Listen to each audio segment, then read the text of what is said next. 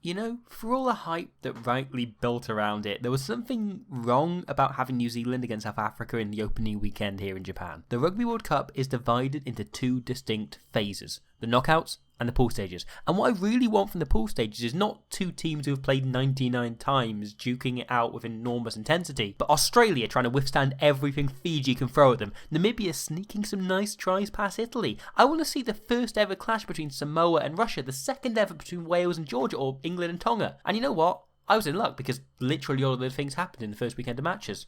Namibia put in a really good, entertaining show against Italy. This try by Damien Stevens was both a glorious indication that occasionally it looks like I know what I'm talking about, and a beautiful case of third-team rugby working at test level. Really impressive for Namibia, however, was Chad Plato, who proved a universal problem for Italy. There's no theories needed about his form. He was just really good, and I'm excited to see more of him in Namibia's other games. On the other side, the blue side, Federico Russo remains an absolute baller, pulling this sweet little pop pass for Tito Tibaldi, who bafflingly is actually Italy's first and pretty much only scrum half at the 2019 Rugby World Cup. Russo is the kind of player the Barbars were made for, and if Italy are going to slide some tries past the All Blacks and the Springboks, it'll be him alongside dazzling hot stepper Matteo Minozzi and eternal shithouse Jake Pelledri we'll need to be keeping an eye on.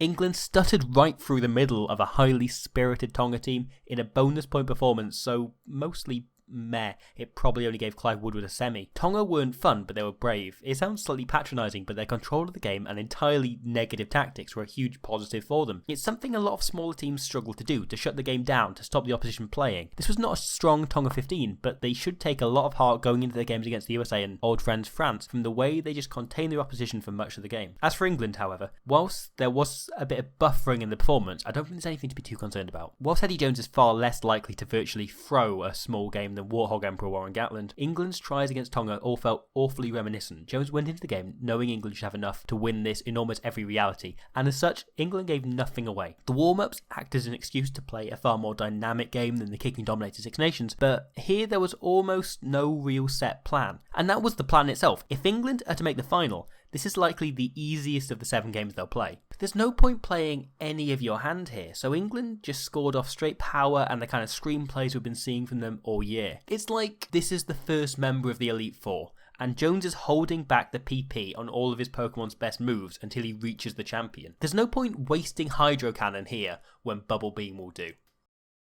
Wales were not entirely dissimilar. Warren Gatland said after the game there were some things they're holding back for Australia on Sunday, and it felt clear Wales had just done their homework on Georgia, thumbed through the playbook, picked out a handful of moves that would work, then headed down the bookies and put a 5 on Jonathan Davis to score first. Wales nabbed a bonus point before half-time, only the 4th time they've scored 4 tries in a match since the battering of Uruguay in the opening game of the 2015 World Cup. Then, they reverted to just using the same plays over and over, knowing they'd shown the world one page of their playbook and there was no point showing them anymore. I mean, Josh Adams and Justin Tipuric scored off exactly the same set move from the same position, for crying out loud. Wales, up until now, have felt like the kind of team who had beaten Namibia by the same score as New Zealand, always just doing enough to make it a Welsh win. However, despite pulling an attacking game from the back of the sofa, the most pleasing part of this first half, from a Wales perspective for me, was that once Georgia did start to smart up to the fact Wales sometimes threw flat balls off 9 and that inside runners exist, Wales nullified them still. Georgia couldn't get their scrum or maul going until after the break, when Wales came out, made a bunch of changes,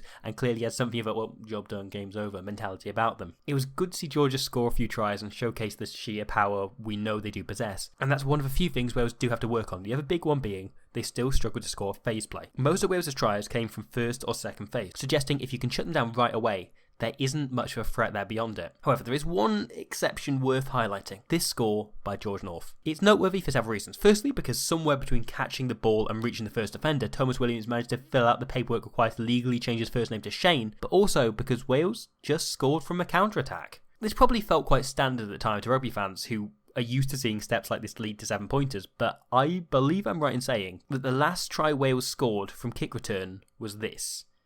This was the World Cup quarter-final in 2015, their last World Cup game, 4 whole years ago. So what happened? Wales the last year or two played a 13-man defensive line, as standard, with the man in the 15 and 10 shirts essentially acting as dual fullbacks to cover the space. At points on Monday, instead of 10, they dropped back their scrum half.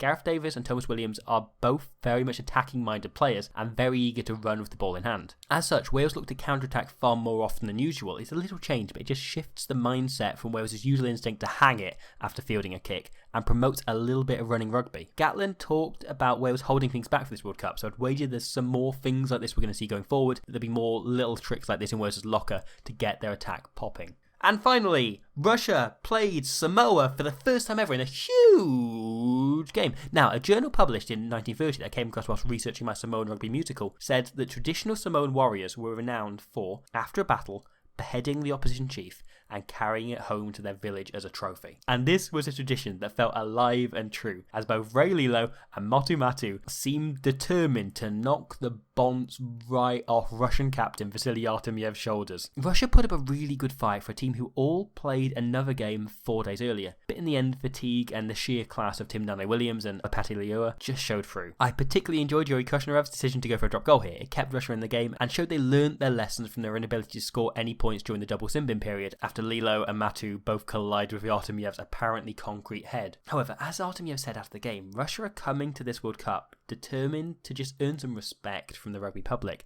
who had written them off as unworthy, and now, halfway through their campaign, they've certainly done that. They won't be making knockout stages, but they've done enough to remind us why the World Cup is about more than just the big boys. Yo, what up? It's your boy back with another hard video from the streets or something to that effect. I'm in a tunnel underneath a road, the kind of thing they have in Birmingham. In Birmingham, they have graffiti on the walls that says things like, Sharon is a slag. Here, in Japan, do you want to see the kind of graffiti they have? Lovely cartoony drawings of whales and dolphins. Clearly they've really bought into Gatland's team. So that's really lovely to see. Thank you for watching this video. I hope you enjoyed it. There are so many more to come because there's so much more rugby, just loads of rugby. For anyone wondering, I am going to be doing New Zealand against South Africa. I'm going to get onto that very soon. I just want to get it right. I want to do it properly. Same with Ireland against Scotland. I wanted to try and nail them properly because they're quite time consuming to do. And so I'm trying to work for as many as possible and do them roughly in order, hence doing this roundup now to just get through a few of the smaller games quickly, to sort of wipe them off the list.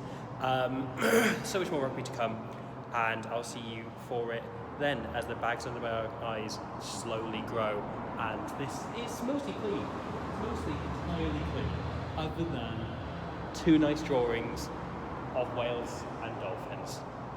See you soon.